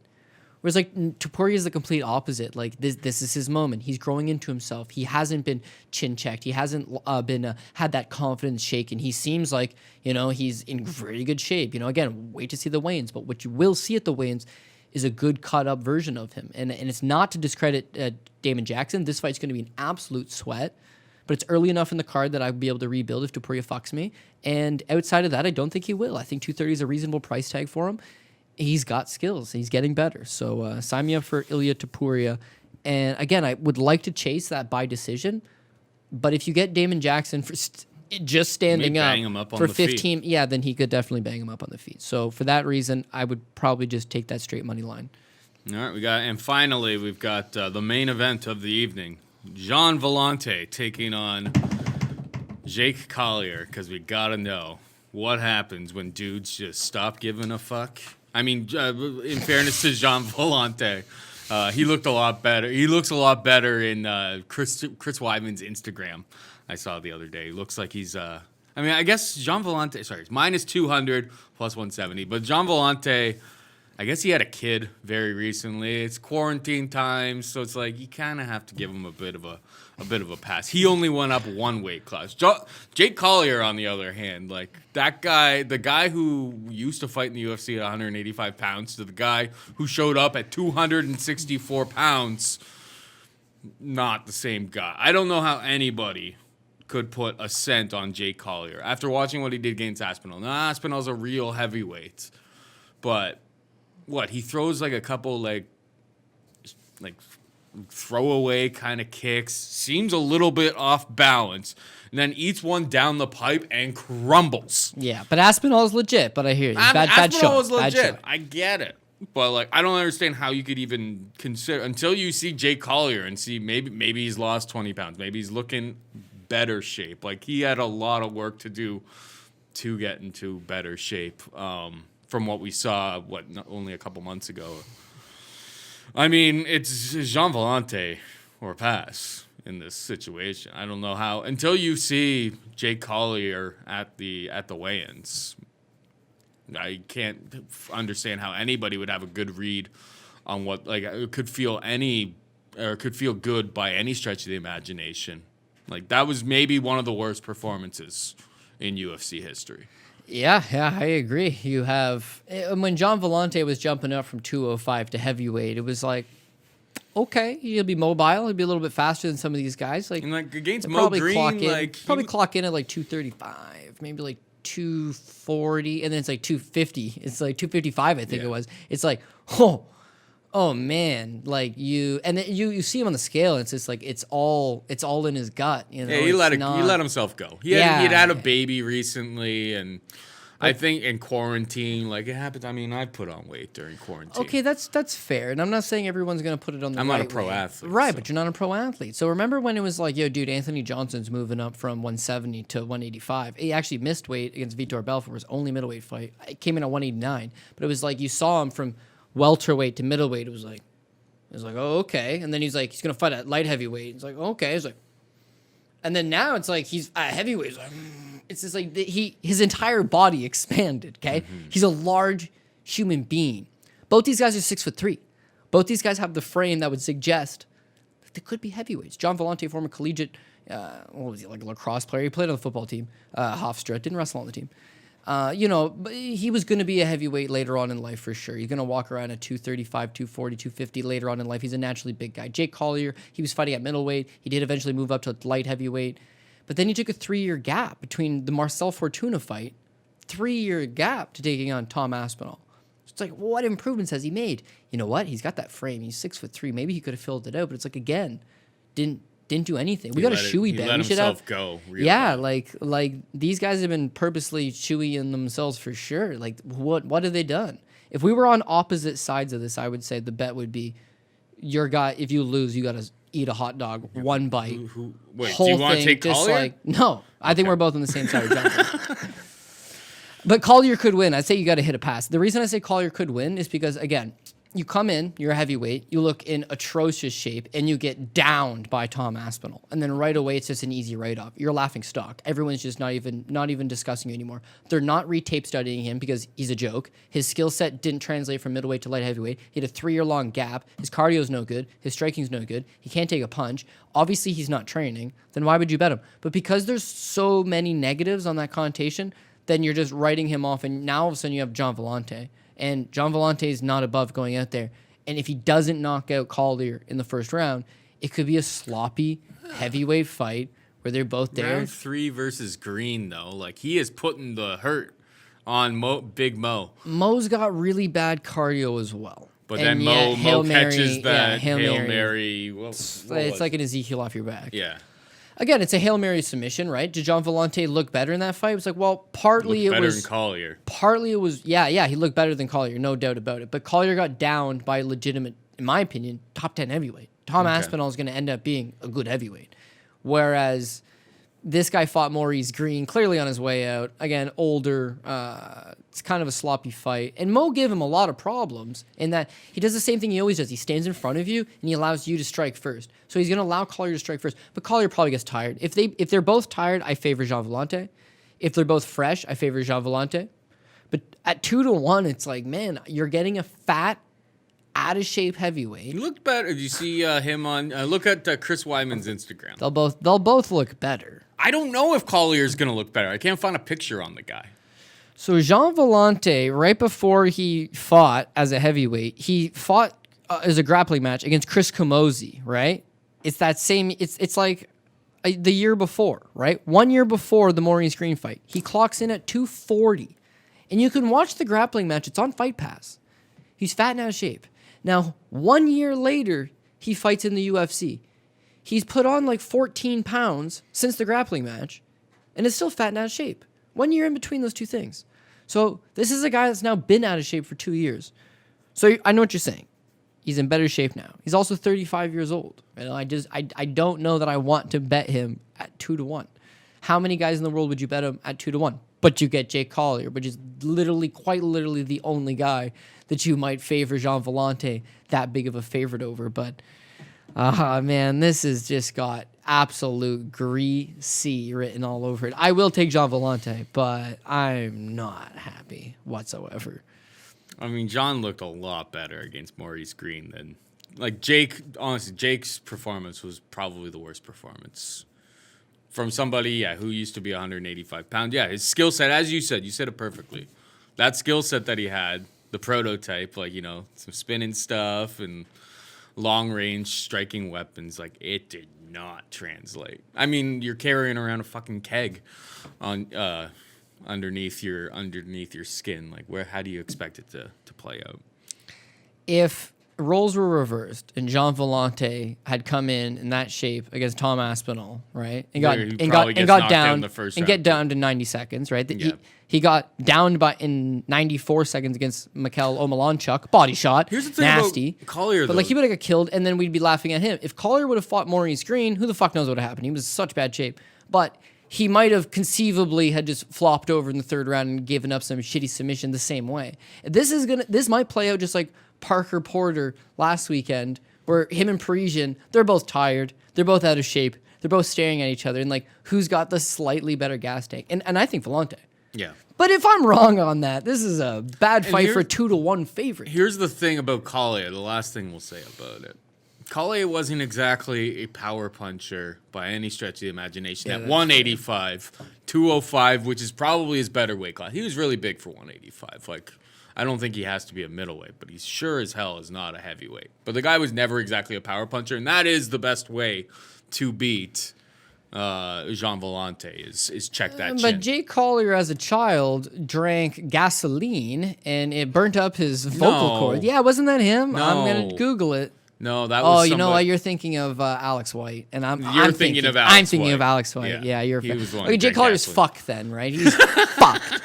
I knew he could eat cheeseburgers, but I also thought he could drink gasoline. Now that that's off the table, I really couldn't. Villante all day, all right. Yeah, Jean Villante all day. Collier maybe at the buffet afterwards, but Villante as far as the fist fight goes. All right, let's quickly rip through DraftKings. Brett Appley will drop a video on Mayo Media Network, so make sure you check that out. Obviously, more information comes in, and he adjusts to the line movements and stuff like that. So always a good time. And Brett, frankly, I mean, I'm not very good at DraftKings. I'm not even gonna lie to you. It's just not really my jam. You just need the winning combo, baby. I make more of my money in the betting community. So yeah, I mean, I haven't cashed. Well, now that you've told them how shit you are, so- let's give them some picks. Yeah, Paul. so fade my picks on DraftKings. All right, but Brett's actually pretty good. Been doing it a long time and takes a different approach than Cody and I. So yeah, let's rip through it. Main event: Vettori Hermansson, 82 and 8,000. You have to have one side of this, one way or the other. It's 5 rounds. If Jack Hermansson does get him down, submits him, 8,000, you got to have him. If Vettori is able to extend him, get a late finish, tire this guy, then you're going to want him. And even if it just goes 5 rounds where he beats him in the striking and maybe gets a couple takedowns here and there, at 8,200, it's still going to be worth it. Jamal Hill versus St. Preux, you're probably going to want exposure to one side or the other. Again, on this fight, I'm on team Jamal Hill, as we talked about earlier. I think he's just going to be faster, better fluid, technique, stay on the outside, chip away at St. Preux, hopefully knock him out. At 8,400, that knockout, going to be great. If he doesn't quite get that knockout and it's a little bit of a slower paced decision, at 8,400, still not a deal breaker. Your side of that, St. Preux. He needs submission or bust. Yes. He doesn't throw enough And he strikes could that he bust. probably doesn't end up on a great lineup. But if he does get that finish, right, who knows if he lands that big right hand, maybe he lands that big head kick, maybe he gets the fight to the ground and he slicks in that Von Preux choke. Like, he does have past victory, and they all include finishes, right? But because I see him losing this fight, I'm not It's low quite volume getting from him. behind Hill him. does throw a lot of volume, so. Taylor Santos versus Montana De La Rosa, super sneaky. Montana De La Rosa could end up on an optimal because the pace that she fights at is lots, right? When you consider that Fight Metric awarded her with 85 significant strikes in her last fight, they're counting those strikes, right? She does have the perceived wrestling advantage. Maybe she hustles up a few takedowns. When the fight does hit the ground, she loves to transition on the ground. She loves to fish for submissions. It's all groundwork. And then as far as the cardio and the pace goes, she's got it. Chin checks out. She's going to fight the whole way through. And she's $7,300. So in a decision victory, and again, we talked about how we believe this fight's going to go to the distance. In a decision victory, Montana De La Rosa is going to go over 73 points if she wins. Yeah. So she's one of my live dogs on this card, and for that reason, I'm going to say, as far as DraftKings goes, again, she's live for sure. Gabriel Benitez versus Justin Jaynes. I don't want to jump in so overboard on Benitez right away, but it's like, yeah, his path to victory is knocking this guy out. You touted Benitez I know, inside the distance on this very and for program. 8,600, it's like, yeah, this is a guy that's sub 8,000. He's got an ability to go out there and get a finish, and if for whatever reason he doesn't get the finish, his output's good enough that he should just be chipping away at this guy. Now, one thing that really costs you points, even when you win a decision, is when your guy's giving up takedowns and he's being held up. Justin Jaynes is not the kind of guy that's just going to try to, cage control him, and I don't think he's going to hold him down, take him down and hold him down for long periods of time. So for that reason, mostly a striking affair. Good for Benitez. Benitez clips him at some point. Great for Benitez. $8,600. I think he'd be worth it. Dolidze, such an action fighter. Finishes everything. Everything he's ever fought has been Submission's inside a the distance finish. possibility. He throws real game changer type of strikes on the feet. So Yeah, that's in and play. Allen got submitted by Vinicius Moreira. So it was 2 years ago. You would have to make some real lifestyle changes in order to get back on the pony after a loss like He's that. not allowed to be doing the USADA banned substances anymore. Because Real he life changes since then. probably woke up, looked at himself in the mirror, and was like, "Oh my God, you got submitted by Vinicius Moreira." Only one thing to do at this point. Take this, Mike Rodriguez, but then USADA was on that shit. So, year-long layoff. He's still young enough that he could conceivably make improvements, but Roman's one of those guys you want on DK because he's going for the finish. He's going for the highest amount of points he could possibly score. Evloev versus Nate Landwehr. Again, if Nate Landwehr is going to win a decision on this at 6,900, you're going to want him on lineups. It would be very nice. At Evloev 6,900. in a victory is going to slow it down. He's going to not look for those wild exchanges against Nate Landwehr. He's going to look to time the takedown, get him up against the cage, and control this guy as much as he can. So even though we talked about that decision prop on the money line's good, minus 125, the 9,300 on DK, Yeah. it's not a good price tag. Volume isn't really high enough, unless maybe Nate makes him fight like a crazy fight, and that he ends up being like a great play. But I agree. If he wants to win this fight, he's going to probably do a lot of cage work, holding him up against the cage, try to wear Nate down a little bit. Evloev is not in it for your DraftKings points. He's just looking for whatever is the cleanest path to victory for him. He wants to win, and it's done his comrades very well in the UFC for a very long time. It's like don't fix what's not broken. Yeah. And he knows how to get the victory. He doesn't care. Boo all you want. There's nobody in the crowd. Doesn't matter. Smolka Quinonez is the reason why people lose at DraftKings, right? Because you overlook it because it's a pass fight. I talked about the money line. It's a pass fight. Smolka has got an ability to go out there and finish Quinonez, who's got durability issues. He can get knocked out. He can be submitted. A motivated version of Smolka can put it on a lot of guys. Remember him, Ben Nguyen, him on top of Ben? It's like just styling on him. That's a good version of him. Ben's hands doesn't knock out too many people. It's mostly his grappling that he puts people away with. Well, I'm saying Smolka's got good grappling. His hands leave something to be desired, but with Quinonez, like I don't know if his cardio is great. If you take him to deep waters, you could get a finish, $8,300, a Smolka finish, conceivable. It would score great, but I'm not behind Smolka. So then I think, okay, well, do I want Quinonez at 7,900? No, because it's probably going to be chip away at this guy, land the better strikes, not knock him out, not submit him. I don't want Quinonez, and because I was kind of leaning Quinonez, kind of leaning pass altogether on this fight. You don't take Smolka, and he ends up coming through with that first-round submission victory or that first-round TKO due to ground and pound victory. You don't have any exposure on him. He's on the optimal. You're done before it begins. So because I passed on it, as far as DK goes, you might have a look. They're both very reasonably priced. You could have fit either of them. Smolka's probably got the higher upside for DraftKings, but it's a pass for the money line. Leavitt versus Wiman. You're going to hit a pass on this one. It goes well because Leavitt's all submission. And as we talked about, if Wyman's not going to get submitted... He gets takedowns and gets lots of transitions and...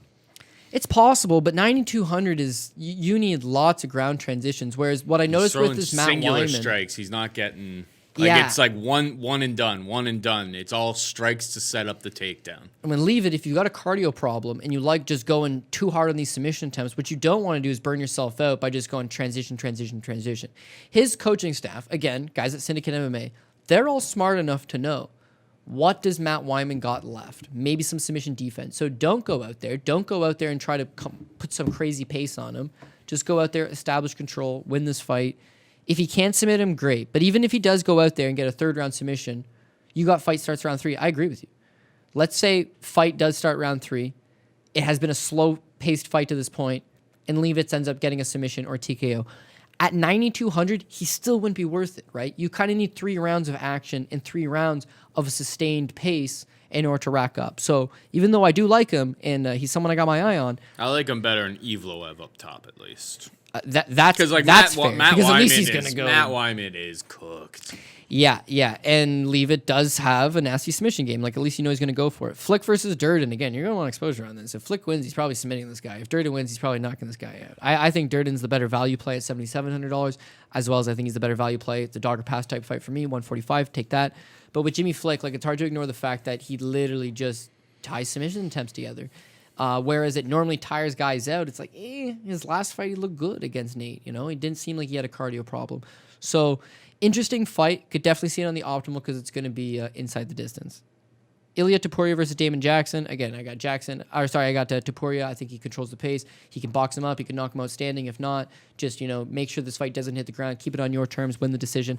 And John Villante versus Jake Collier. Like, who knows? I'm going to take John Villante. I'm going to take John Villante with, like, second round TKO. I think Collier, this is the difference, okay? You want to know what the difference is? We can all relate. We're all human beings. So Jean Villante lets himself go. And he gets on the scale, and he's clearly out of shape. But whatever, dude. He just looked like a dad bod type of guy, right? Mm-hmm. What Jake Collier got on the scale, he had stretch marks. Big-time stretch marks all over his lower. He fully let himself go. And when you compare him to how he looked before, there's no stretch marks. And so what stretch marks are is your body's expanding quicker than your skin's able to stretch, right? If you're a naturally big person, you can fill out and get heavy, and your body will naturally fill out. Anthony Johnson has gone from, fighting at 170 to fighting at, now he would walk around at 250, let's say. That's what Jean's looking like now. Man, he's wearing a hoodie and sweatpants. I know. Wait for the weigh-ins, boys. I know, but, you know what? I bet you if I had any picture of Collier right now, I could be, regardless of whether he was wearing sweatpants or a hoodie, I'd be able to tell. And what we've seen from Jake Collier last time is that if he was to be wearing this exact same track outfit, it would be exactly that same sweatiness just from him walking up the octagon stairs. to get in the ring. Like, he was massively out of shape. If one guy's going to topple over, yeah, let's... Anyways, so Villante puts the weight on, you know, probably not the healthiest of ways, but his body supports it. Whereas Jake's body says, we're doing this the wrong... That's gotta binging. reconfigure. That's binging. That's we gotta reconfigure Haagen-Dazs. the algorithm here. Haagen-Dazs is on sale, $3.99 a pint, you know, Yeah, and... we've all been there. Yeah, dude, processed shredded cheese, way cheaper than buying a brick of the good stuff. But it's like, you don't want to eat processed shredded cheese. But we've all been there. Jay Collier, Is there much of a difference between the cheese? He'd be surprised. I would be surprised. But I just think that he did it the unnatural way. And so to now convince me that he's all of a sudden got it back on track, like, if anything, I think he doesn't get paid a minimum in the UFC. So his contract would be, say, 18, let's say, probably 18 and 18. Reebok's going to kick him 3 Gs. So on his show money and his Reebok money, he's looking at $21,000. You know, and that's it for him, right? He could probably end up on a... You know what? That's not it for him. So he loses to Jean Villante, makes 21 grand, and then gets a very, very generous $8,000 donation from Scott Coker to come in and fight Jake Hager, the Jack Swagger pro wrestler. Like that's what he's seemingly been, you know, brought down to. But you see how I'm just discrediting so much that it brings it back to like this could be an apple pie shitter. But the UFC's thankful enough made it the very first fight on the card. So again, At least that's according to ESPN's website. yeah, if it was deeper on the card and you had exposure at 2-1 to John Villante, Who knows? They could pick Jake They could change Collier. this situation up completely. Usually I go off of Tapology, but I went off of ESPN's website today. So I think this is the bout order. Yeah, I'll hit you with this food for thought, right? You've talked to a few people that got Nate Landwehr, right? I've seen a couple. I haven't. Well, I talked to nobody. Okay. I talked to you, and that's about it. Few people are at least pointing out this line's off. Nate's got a shot, right? You point out a couple underdogs on the card. Geez, they got a shot. Even the Jordan Leavitt UFC debut is 4-1, and he should just roll over dead man corpse of Matt Wiman, right? I have not spoken to anybody who's got Jake Collier. I don't know anybody with Jake Collier. Hit me up if you do have Jake Collier. I do not know anybody unless your last name is Collier that's picking this guy. He might not be. I just need to see a picture of the You know guy. what? It all just fucking clued into me, Paul. Why is Jake Collier doing this to himself? You know what? Take the $21,000 and bet John Villante. That's how you can fucking get a little more squeeze out of that money, Jake Collier. Yeah, no, I don't know if he's in it to win it. And for that reason, that's going to end that one. I'm going to hit you with the PRP, Pokerell Parlay, in case you still have missed that one. Again, so if you follow me on Twitter, you'll see it's all about stages, right? Your stage 1, that's your most confident picks. Hopefully we get it close enough to even money. Your stage 2, throw on a couple more picks. We want some good little plus money. Maybe it's 2-1, maybe it's a 3-1. Beyond that, you're adding 2 fighters at a time. Some people could add 1 at a time, whatever you want, but it's brackets, right? If our main bracket wins and we get that, that second stage, we're good. If that third stage hits, perfect. Fourth stage hits, perfect. If we hit that PRP, that's what we're looking for. But at least you got to know which ones are those potential apple pie shitters. Keep them at the bottom of the ticket. You got to keep your safe picks at the top. So that's what it's always about figuring out. I think I only have like 2 or 3 underdogs on this card. So I'm going to go Marvin Vettori favorite, Jamal Hill, Montana De La Rosa, Gabriel Benitez, Roman Dolidze, Movsar Evloev, specifically by decision. And again, don't feel great about that one. I'll take Quinonez again on the basis of Smolka getting sick just a couple weeks ago. Jordan Leavitt, going to go with Cody Durden. He's going to be officially the pick number 2. No relation to Tyler Durden. Ilya Topuria and Jean Villante. So essentially the 2 underdogs are going to be Montana De La Rosa and Cody Durden. I could see Nate coming through, but I don't know. It's a big task. Evloev's there for a reason. Yeah. And outside of that, good luck, Paul. It's a very fun card. There's a lot of action. Yeah, no, fights. I like this card this week. We talk every single week, right? Sometimes I come in here and say that like I don't like the card, and then obviously this is a, it's a fight battle, or it's a It's the new normal, essentially, in terms of like what we're getting. We get fight cards every single week, so they're spreading out their big top end talents a little bit. But there's a lot of fun fights on here, a lot of opportunities to make money, and that's what we're here for. You know what though? It's just like the over 2.5 in a soccer bet. It's just like the over in an MMA fight. I love me an over. These guys are supposed to be world class competitors. You know, everybody. It's not a soccer game or a basketball game where you just happen to take the day off. Like, you're fighting for your life in there. It's a pride thing to not get finished. They'll fight through. I got a lot of decisions. Love me the overs. Love me the decisions. But I'll be the first one to tell you, this is under city. Vettori versus Jack Hermansson might not reach 5, right? Because we got Jack Hermansson with the submission game. We got Vettori with the potential it's lying to 2.5 rounds. Hill versus St. Preux. St. Preux wins. He takes you out. He loses. He gets taken out. Taylor Santos versus Montana De La Rosa. That's going to decision. Benitez versus Jaynes. I think it's inside. Roman Dolidze, the way he fights, probably inside. Nate Landwehr versus Evloev, I got to go into decision. But again, could be a very greasy fight in that kind of pace. Like, who knows? Smolka versus Quinonez has inside the distance written all over it. Leavitt versus Matt Wiman, it's going to be fought at a pace of inside the distance. Whether Matt Wyman's able to keep up and defend everything, you know. Flick versus Durden, that's inside the distance. Topuria versus Jackson. I don't know about that. You know what? You got one guy that's been knocked out 4 times. Half shots have knocked him out. Guys like Ray Rodriguez have knocked him out. You know, if Durden puts hands on him, he's going to hurt him. Durden have powerful hands, though. We're talking about 125-pound men. Yeah, I don't know. One guy's name's The Brick, and he has 0 career knockouts. So I don't know. What do you want me to do? What do you want me to do? How did you come up with that name? I don't know. Yeah, and...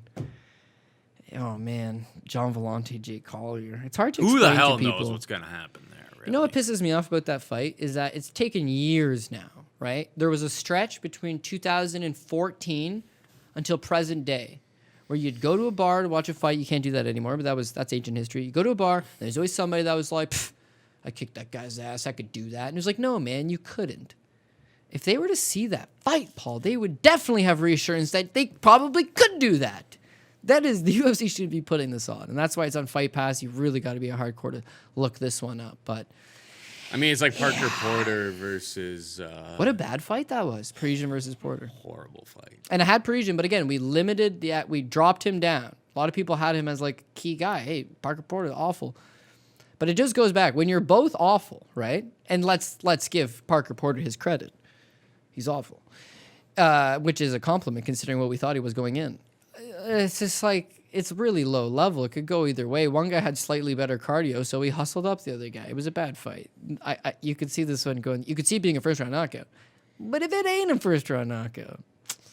But yeah, let's go with back class. Hard to think that Collier still has that gas tank together after putting on like 70 pounds to his frame. Well, you showed me in that picture. Yeah. Tells me one thing. And we've known it for a long time. But Is it tells me Jean one sweating? thing. Yeah, that's a good sign. But again, he's in real bad shape. He's going to be sweating. It tells me one thing, though. Chris Weidman, still in his camp, still his boy, still his training partner, still trying to help him get back on track. Jean Villante is still training Chris Weidman. Whereas when you think about Jake Collier, who's he training with? I have no idea. There's nothing out there, man. Apparently, there's no pictures, apparently there's no training pictures. Apparently, this girl named Wendy holds mitts for him. Apparently, his other grappling partner is Ronald McDonald. You could name all types, you know? Maybe he's getting some rounds in with the Burger King. I don't know. In fact, I do know, and he is. At least Jean Villante is trying to put himself in a position to succeed, whereas Jay Collier might need money for more shitty tattoos. I don't know. Lots of variables. Hit me with a pass. But yeah, no, as far as the PRP goes, Jean Villante is going to be on it. Do you have anything else to pimp? Anything to promote? No, You're on that's lots of about shows and stuff these days. No, I don't want to be that guy. I mean, yeah, if you follow my work, and I really do appreciate the support. Like, I didn't think I know there's a lot of people that enjoy the show and they always reach out and they say that they enjoy it, and like I always appreciate that side of it. But like I never knew that there was people that would take time another day, consistently come in, build a support like a community, and so yeah, shout out to them. And so you would never know who I was if it wasn't for this show. I mean, I'd like to think you would, but truthfully, we've been doing the show for 6 years, right? It had a different name at one point, legal reasons. But outside of that, it's just like this is the show that built it. So yeah, I mean, I do different appearances here and there, and I love them all. And if you can tune in, you can support, then by all means, I really do appreciate that. But hanging out with my boy Paul. That's what it was in the beginning, right? So always happy to be here, buddy. Yes, sir. All right, that is it for us this week. Hope you enjoyed the show. For Cody and Matt, I'm Paul, saying goodbye and good luck. MMA experience. Experience.